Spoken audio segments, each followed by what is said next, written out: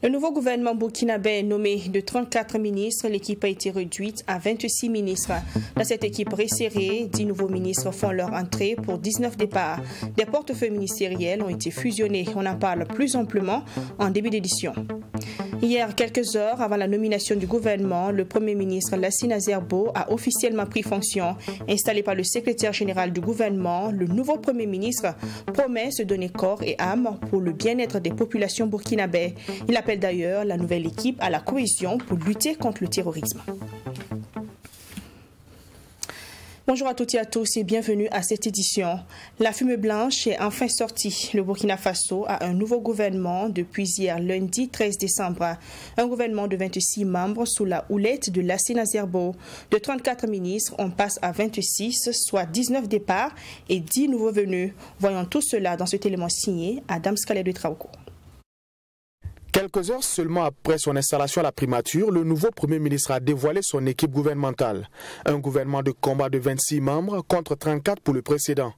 19 ministres ont donc fait les frais de la vision du chef de l'État de mettre en place une équipe resserrée et soudée. Et parmi ces ministres débarqués figurent certains qui sont considérés comme très proches du président du Faso.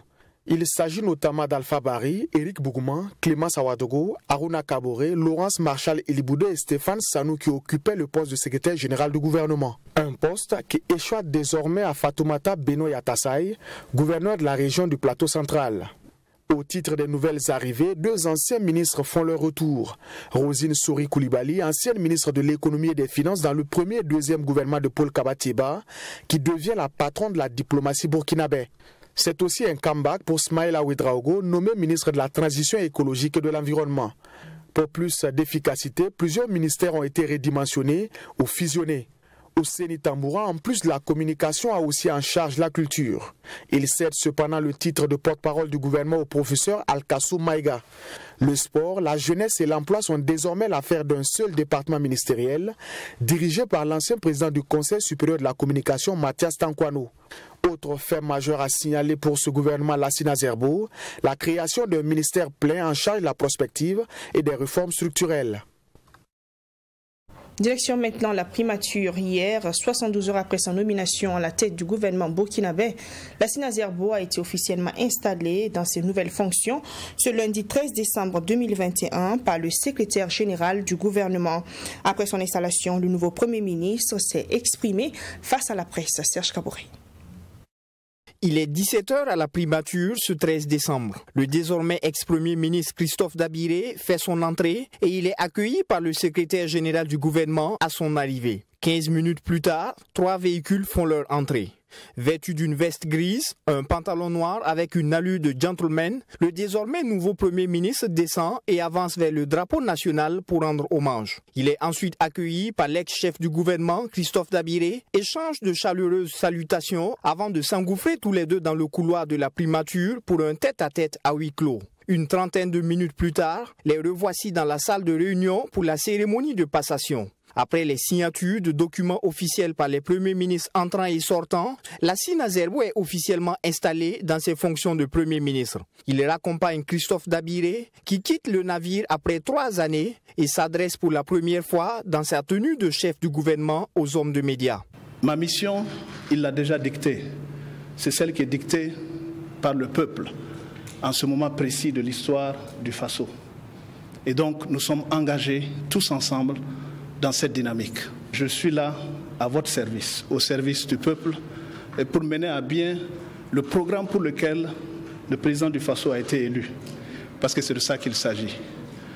Donc, j'en appelle, et comme il l'a dit lui-même, à la cohésion, à la tolérance, au pardon, pour qu'on puisse s'unir, parce que c'est à l'unisson que nous pourrons vaincre ou être mieux engagés contre le terrorisme.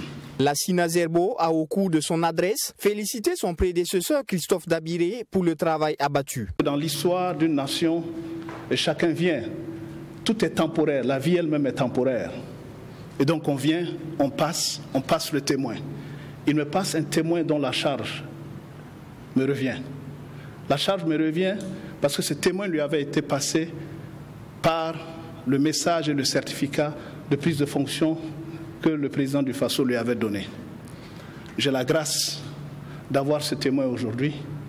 Je veux rendre grâce à Dieu aussi, parce que c'est dans la foi qu'on peut faire avancer les choses. Venu dans un contexte national marqué par une situation sécuritaire sans précédent, avec son corollaire de front social pour exiger la paix, la Sina Zerbo aura pour mission d'assurer la continuité de la mise en œuvre du programme présidentiel, de contribuer au retour de la paix et lutter efficacement contre la corruption à un moment où l'opération Main propre a été promise par le président du Faso. Et voilà, le nouveau Premier ministre du Burkina Faso a du pain sur la planche. La Sina Zerbo, peu connue des Burkinabés, est très attendue par ces derniers sur le vaste chantier de l'insécurité qui mine le Burkina Faso. Je propose d'ailleurs la réaction de quelques citoyens dans ce reportage. Je ne le connais pas personnellement, je ne sais pas grand-chose de lui, mais ce que je sais, c'est que c'est un géophysicien qui était le directeur exécutif de l'OTIS, chargé des questions nucléaires. Ce que j'attends de lui, c'est de mettre en tout cas en œuvre à la disposition du Burkinabé son expertise et peut-être dire aussi au système de lui laisser la main libre, de lui donner tous les moyens pour pouvoir réussir son activité, sa mission. Je pense qu'aujourd'hui, ce n'est pas une question d'homme, c'est une question de système, de moyens, et n'importe qui peut gérer la primature. Je pense qu'avec ce que nous, on a lu un peu de lui, je pense qu'il pourra en tout cas apporter son expertise pour résoudre la question sécuritaire et autres que nous avons dans notre pays.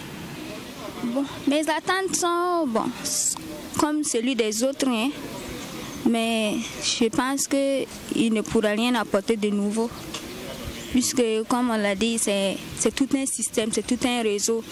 Et il n'y a pas une question d'individu ici. Ce qu'il faut changer, c'est carrément le système.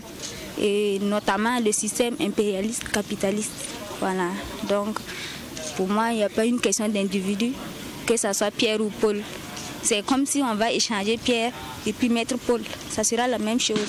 Nous aimerons que ce tout premier ministre soit attentif, à l'écoute de la population, à l'écoute des forces de défense et de la sécurité, et surtout à s'imprégner de ce que nous vivons, à ce que la réalité, il n'a qu'à essayer de voir en fait qu'est-ce que entrave la bonne marche de la sécurité au Burkina. Il n'a qu'à essayer d'échanger avec les forces de défense de la sécurité, la population, essayer de voir qu'est-ce qu'il peut faire, qu'est-ce qu'il peut apporter un plus par rapport à ce que les forces de défense et de la sécurité sont en train de mener sur le terrain. D'abord, il y a certaines têtes, il faut qu'ils les enlèvent. Il y a des ministres qui ne travaillent pas. Ils ne travaillent pas, j'ai dit haut et fort. Parce qu'on ne peut pas comprendre. On ne peut pas laisser les présidents seuls.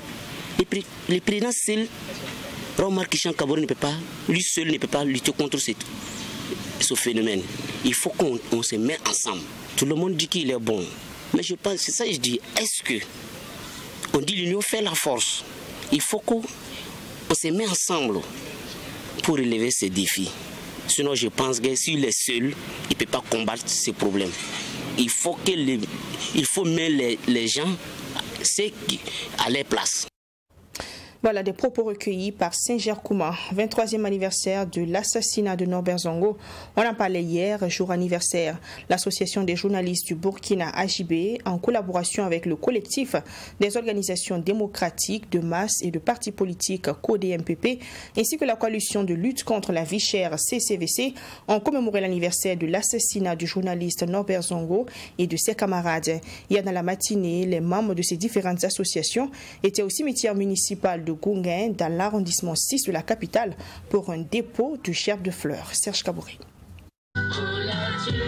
13 décembre 1998, 13 décembre 2021, 23 années jour pour jour que le journaliste d'investigation Norbert Zongo et ses 3 compagnons ont été arrachés à l'affection des Burkinabés. Il est 7 heures ici au cimetière municipal de Gounguin où sont réunis la famille, les amis et sympathisants du défenseur de la liberté, de la démocratie et des droits humains Norbert Zongo. Une gerbe de fleurs est déposée successivement sur les 4 tombes des victimes du drame de Sapuy en signe d'hommage. L'acte que nous posons ce matin n'est pas un rituel banal, c'est un élément d'un engagement.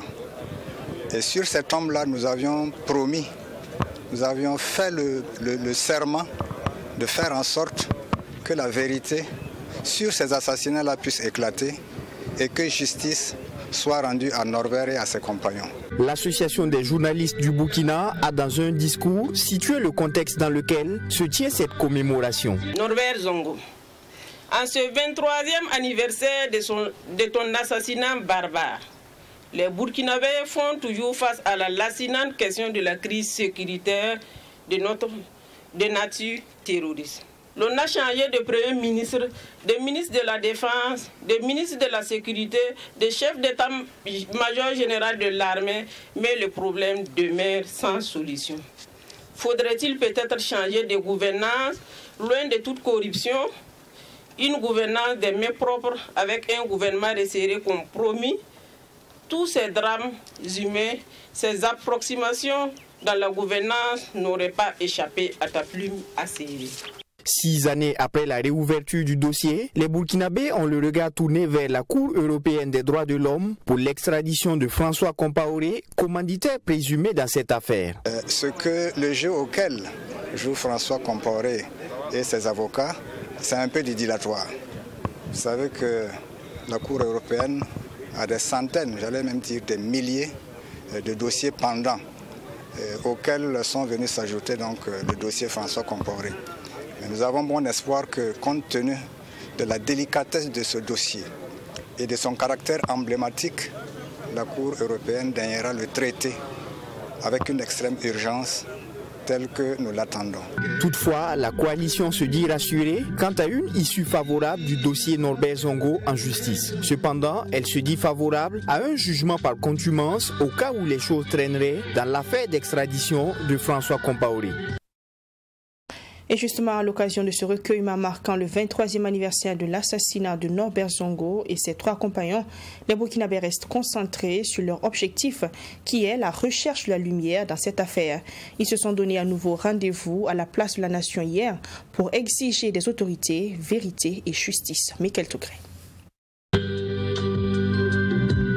23 ans après le crime de Sapuy, le collectif démocratique de Mars et des partis politiques ODMPP et la coalition de lutte contre la vie chère CCVC ne baissent pas la garde. Ce 13 décembre 2021, ces organisations de la société civile en première ligne du combat maintiennent la pression et réclament toujours justice et vérité pour le directeur de publication du journal L'Indépendant. Après 23 années de lutte acharnée et déterminée, nous avons arraché des victoires.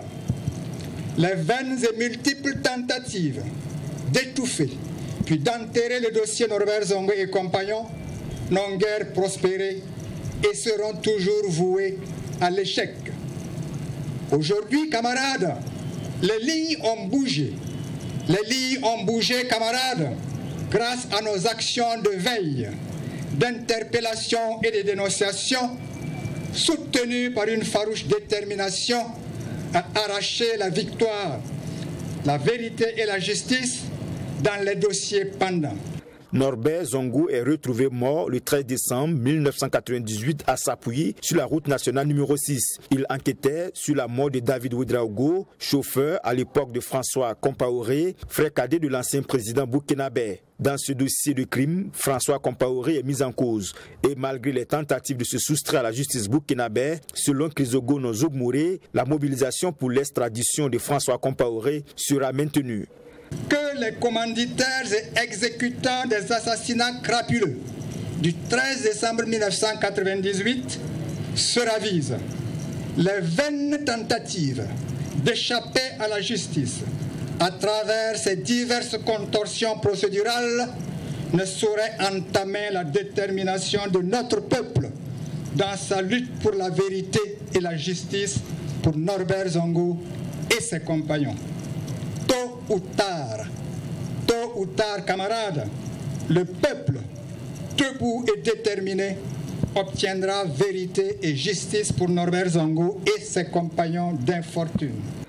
François Compaoré, exilé en France, est sous le coup d'un mandat d'arrêt international lancé par la justice burkinabé. Selon le rapport d'enquête indépendant mené sur les circonstances de la mort de Norbert Zongo et ses 3 compagnons d'infortune, François Compaoré est le principal suspect dans ce drame de Sapuy. Merci, camarades. Tout autre chose dans cette édition, le cadre de dialogue interparti Parlement a organisé le 10 décembre à Ouagadougou un dialogue politique autour du thème « Quelle solution pour une sortie de crise sécuritaire au Burkina Faso ?» Cette rencontre d'échange a concerné tous les partis représentés à l'Assemblée nationale. On fait le point avec Abdourahim Niaye. C'est un cadre de rencontre entre les représentants du parti politique siégeant à l'Assemblée nationale pour réfléchir sur la question sécuritaire au Burkina Faso. 11 partis politiques autour de la table des échanges pour analyser et faire des propositions pour lutter efficacement contre le terrorisme. Et il ressort que la situation ne fait que s'aggraver depuis 2016. Il faut donc des solutions urgentes, gagner la confiance des populations, une bonne collaboration entre FDS et population, ou même négocier avec les groupes armés. D'après nos bases de données, on a juste constaté que chaque année, il y a une région qui a basculé. La région du Sahel, de la boucle du Mouhoun du Nord, en 2017. Ensuite, en 2018, la région de l'Est. En 2019, la région du Centre-Nord. En 2020, aujourd'hui et 2021, nous sommes la région de l'Ouest. Alors, et à chaque fois, ils ont profité d'une faiblesse. Ils ont profité d'une situation pour pouvoir s'implanter ou activer leurs menaces. Quels que soient les moyens techniques, militaires que nous allons mettre en œuvre, si on n'a pas la collaboration, si on n'a pas la confiance des populations, on ne pourra pas gagner cette lutte. Et c'est ce qu'ils ont compris malheureusement avant nous. L'administration centrale aujourd'hui était perçue par les populations comme prédatrice, comme corrompue. Et malheureusement, aujourd'hui, elle n'a pas changé. Et les groupes armés sont venus pour apporter, si vous voulez, un correctif. C'est ce qu'ils mettent dans la tête des populations. Un correctif dans la forme de gouvernance de ces populations-là. Et c'est ça qui fait que leur message est plus séduisant que le message de l'administration centrale. Nous sommes en position de faiblesse. Mais là où nous pouvons négocier, c'est avec les groupes locaux que nous avons pu identifier. Cette initiative, qui est du cadre de dialogue interparti, est selon le président du conseil d'administration du cadre une manière pour les parlementaires de contribuer à la recherche de solutions contre le terrorisme.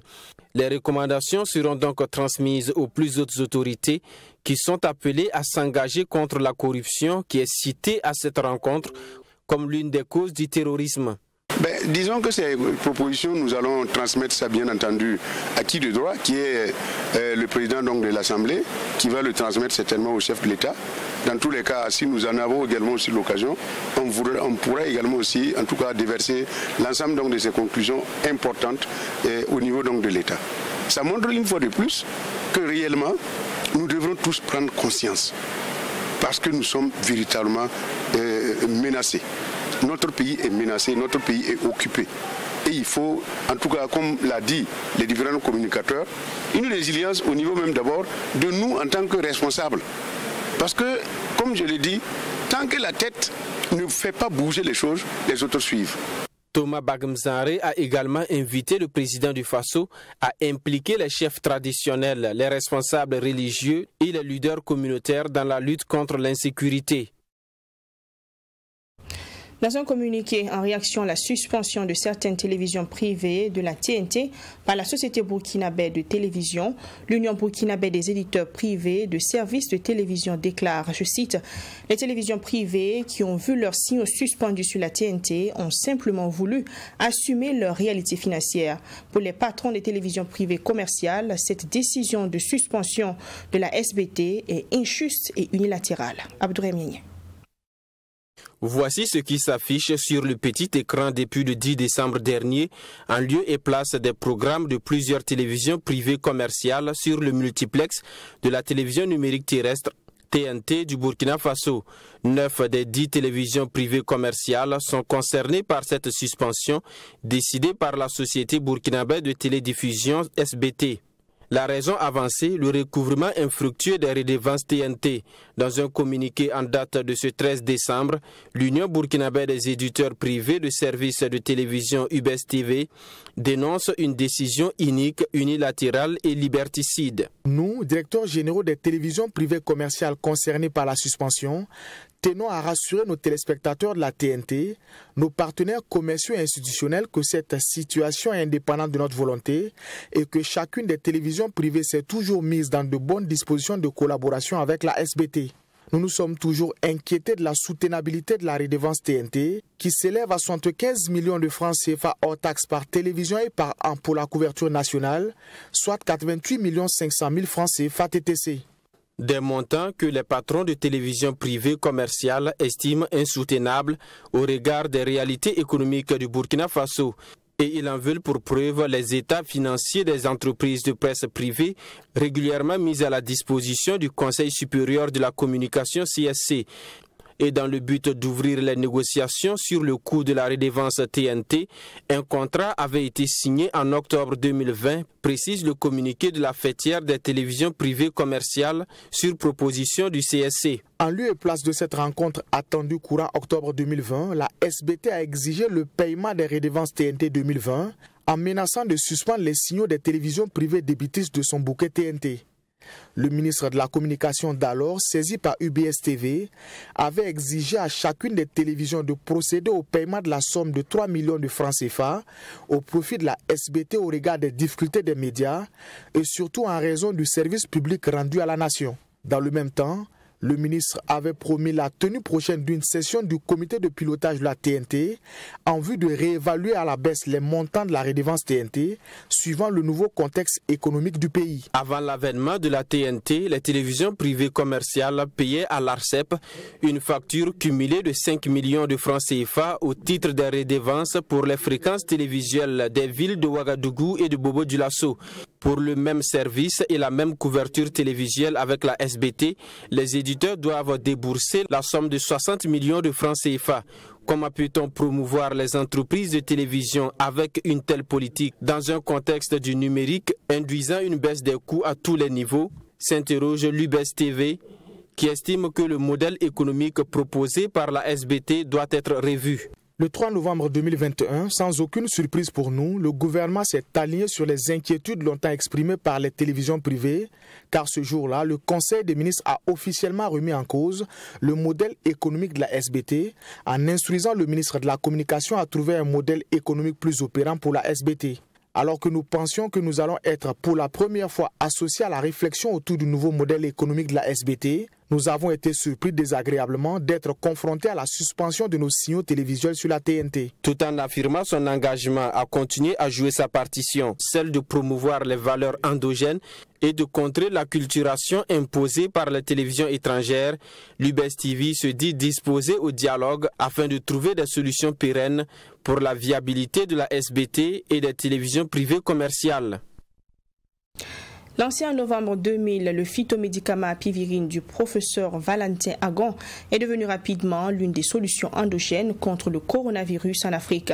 Une de nos équipes s'est entretenue avec son inventeur qui a au cours de cet entretien présenté le produit qui a été l'objet des polémiques quant à son efficacité et sa capacité à traiter le Covid-19. Sanata Serré.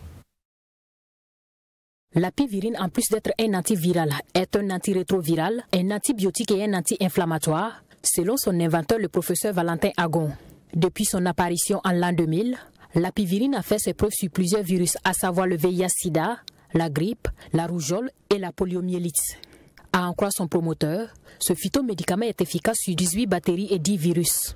Dans son cas d'antiviral, dans les années 2002-2003, quand nous étions sur notre recherche en Europe, et précisément aux Pays-Bas, et on a remarqué que apivirine est efficace sur 18 bactéries.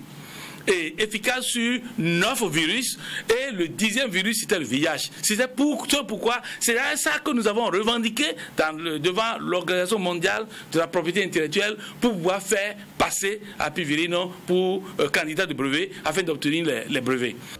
Aujourd'hui encore, l'apivirine se présente comme l'une des solutions endogènes dans le traitement du coronavirus en Afrique. Au Burkina Faso, 2 essais cliniques et virologiques ont été lancés par les autorités sanitaires dans le but d'évaluer l'efficacité de ce produit chez les patients atteints du Covid-19. Toutefois, son utilisation dans le traitement du Covid-19 a fait couler en son temps beaucoup d'encre et de salive. Les gens n'ont pas su que le comité d'éthique avait donné un avis favorable. Mais on ne peut pas prendre l'avis favorable, prendre les données des autorités et aller montrer au marché pour dire nous avons tel, non. Dans un essai, on reste tranquille, on reste en secret, on mène en secret ce que font les autres maintenant en Chine et ce que nous savons. C'est après avoir fini l'essai qu'on parle. Donc, comme on a lancé l'essai, les gens ont appris, peut-être que, comme on n'a pas intégré tout le monde aussi, mais on ne peut pas intégrer un monde. On sait qu'il y a beaucoup de scientifiques au Burkina Faso, mais on ne peut pas intégrer tout le monde. Ces 2 essais sont légaux, ont été commandités par le gouvernement, ont été financés par le gouvernement burkinabé. Donc, je m'étonne que les gens disent qu'il n'y a pas essai. Il y a eu essai et le gouvernement a lancé ces 2 essais et les 2 essais sont finis. Le premier essai était chlorase, c'est déjà fini. Le deuxième essai est aussi était baptisé Api Covid-19 sur Apivirine. Selon le professeur Agon, plusieurs malades du coronavirus au Bénin et au Burkina Faso ont vu leur état s'améliorer suite à un traitement à l'apivirine. On a rendu le produit à des malades, les premiers malades, mais j'ai été surpris le lendemain que le malade qui ne pouvait rien faire la veille, le lendemain il a fait son vélo, il est dehors, il a fait lui-même son café, tout ça. Il tient que le produit a une activité. Mais moi j'ai dit, en matière de science, il faut toujours douter. J'ai dit à mes amis universitaires ici, je doute encore. Il faut que le test de dépistage Covid là qu'il a fait il y a 2 jours, que le test arrive et qu'on confirme qu'il était positif au Covid. Si c'est ça, alors je descends. Et donc on m'a informé quelques heures après que non, le test est positif. Le gars est vraiment malade de Covid-19 et il a même commencé à donner ces gélules à ses enfants, à des gens qui sont autour de lui. Le professeur Valentin Agon appelle donc les autorités africaines en général et burkinabé en particulier à homologuer l'apivirine tout comme les vaccins qui sont en cours de confirmation et accorder une autorisation d'urgence à ce médicament afin qu'il soit distribué sur tout le continent. Ce afin de démontrer aux yeux du monde que ce produit est l'une des solutions africaines contre le coronavirus. L'apivirine est aussi la preuve selon son inventeur que l'Afrique avance à pas de géant et a sa place dans le monde de la recherche. Culture, la star de la rumba congolaise Fally Ipupa, avec son orchestre au complet, a donné un spectacle digne d'une icône de la musique africaine le week-end dernier au stade municipal Issouf Joseph Konombo de Ouagadougou. Les artistes burkinabés se sont joints à Fally Ipupa pour donner non seulement de la joie à la population, mais aussi et surtout soutenir les FDS et les familles de ceux qui sont tombés au front. Ambiance dans ce reportage. Des chansons reprises en chœur par le public. Une chorégraphie bien exécutée, la star congolaise de la musique Fally Ipupa a donné un concert de grande facture aux mélomanes qui ont pris d'assaut la cuvette du stade municipal de Ouagadougou. Une communion entre l'artiste et son public qui a été possible grâce à Africa Distribution, initiateur du concert. Mettre la culture au service de la solidarité et du partage, c'est tout le sens de cet événement culturel qui vise à venir en aide aux FDS tombés et à leurs ayants droit. Nous n'avons pas choisi les forces de l'ordre n'importe comment. Nous avons choisi les élèves de l'École nationale de la police pour faire venir ici, pour leur dire que nous sommes solidaires d'eux, que nous sommes conscients du sacrifice ultime qu'ils sont en train de faire pour que nous ici, dans la capitale, nous ici à Ouagadougou, dans les grandes villes, nous puissions vivre en paix. Nous sommes conscients, je dirais, de leur amour pour ce pays. Et nous devons encore plus nous mobiliser pour leur montrer et pour leur prouver qu'ils peuvent aller au front dans la quiétude. Parce que nous, Burkinabés, nous jeunes Burkinabés, nous mobiliserons toujours pour les venir en aide. Au-delà de l'aspect festif, les spectateurs qui ont fait le déplacement pour vivre ce concert marquent ainsi leur solidarité et leur adhésion à l'initiative d'Africa Distribution. Et c'est un public conquis qui n'a pas caché sa satisfaction au terme du show musical de Fally Ipupa. Bon, le concert, c'est chic. Je ne sais pas comment m'exprimer. Moi, je suis très heureuse, je suis émue. C'est mon... Fally. Fally. Fally. C'est toi mon bébé d'amour. L'artiste, en tout cas, il est de taille. C'est un grand artiste, il déçoit pratiquement jamais. L'entrée, bon, comme tout concert, c'est un peu bizarre au début. Mais à la fin, avec la prestation de l'artiste, voilà, tout va pour le mieux. Et bon, en tout cas, on a passé une bonne soirée. Le concert est super. Franchement, c'est un artiste que j'adore, bien que j'apprécie très bien. Et je l'attendais pour un concert au Burkina Faso. Et il est là. Et en plus, comme il est venu pour une œuvre qualitative, pour soutenir les familles des FDS tombées. Franchement, ça nous fait chaud au cœur. Et franchement, on le dit merci. Merci pour ce bon concert qu'il est en train de nous faire voir. Notons que 100% des bénéfices de la série de concerts seront reversés aux associations caritatives qui œuvrent pour le bien-être des personnes affectées par l'insécurité. Parmi les bénéficiaires figure l'association Gopaga qui apporte un soutien psychologique et financier aux veuves et orphelins des militaires tombés au front. Plusieurs artistes ont également associé leur voix à cette cause. Il s'agit notamment de Kayaoto, Listania, Toxa, Privat du Burkina Faso et plusieurs artistes internationaux. Sport pour refermer ce 13h, 12e journée de la Ligue 1. L'étoile filante de Ouagadougou, qui avait perdu à la 11e journée, s'est ressaisie avec un score de 1-0 face au Rice Club du Kadiogo. Retour sur ce match qui s'est joué ce week-end au stade Issouf Joseph Colombo avec Assami Touré. C'est une rencontre qui a débuté serrée avec quelques rares occasions. Et ce sont les stylistes qui se créent le premier danger avec ce centre parfait de Kwadjo, mais Draman loupe le ballon à la réception. Quelques instants après, encore Draman, ce colosse attaquant, projeté dans le dos de la défense, se mélange les pédales face à Baba Youré, le portier du rail. Les faux multiplient les assauts et sur ce coup franc, Zina voit son ballon repoussé par la barre transversale. La seule occasion franche des Faucons en première période, c'est sur cette reprise de Issouf Sigiré qui passe à côté. En seconde partie, l'effort remet le pied sur le ballon. À la suite d'un coup franc, Abdoulaye Zongo place sa tête, mais son ballon passe légèrement à côté. Après cette occasion, les deux équipes se tiennent au coude à coude jusqu'à la fin du temps réglementaire. Et pendant qu'on s'acheminait vers le partage de points, à la suite d'une belle combinaison et à la finition, Abdoulaye Touré avec une belle reprise. Les faux ouvrent la marque. 1-0 à la 92e minute. Les Bleus-Blancs emportent la victoire. On a 3 points. On s'est relevé de notre défaite. Il n'y a pas de raison de plus d'être satisfait. Dans le contenu?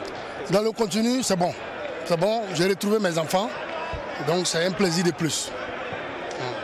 Une défaite dure à consommer pour les Faucons, visiblement déçus. Pour l'entraîneur, le RCK a perdu par naïveté. Vous voyez que c'est toujours de l'enfantillage dans le travail.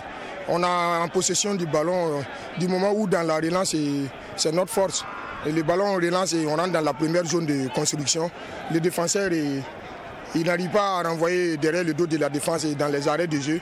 Il rate sur une attaque rapide et on négocie mal la zone sur un centre où le milieu était bien plongé derrière notre dos. Vous voyez que c'est un match discuté de part et d'autre. Et il n'y avait pas d'occasion franche comme ça et c'était bien en place tactiquement. Voilà. Donc je pense que il faut qu'on apprenne aussi dans la douleur. Donc c'est ça aussi. Voilà. Donc on ne va pas baisser les bras. Il reste 3 matchs à jouer. Je pense qu'on va continuer dans ce sens. Sinon c'est cruel de perdre dans les arrêts de jeu dans cette façon. Voilà, moi je pense qu'on doit apprendre à grandir. Les Faux gagnent donc 3 points précieux après cette 12e journée et peut souffler un tant soit peu avant la 13e journée. Fin de cette édition d'information. Merci de l'avoir suivi. À demain 13h pour un autre journal. Prenez soin de vous.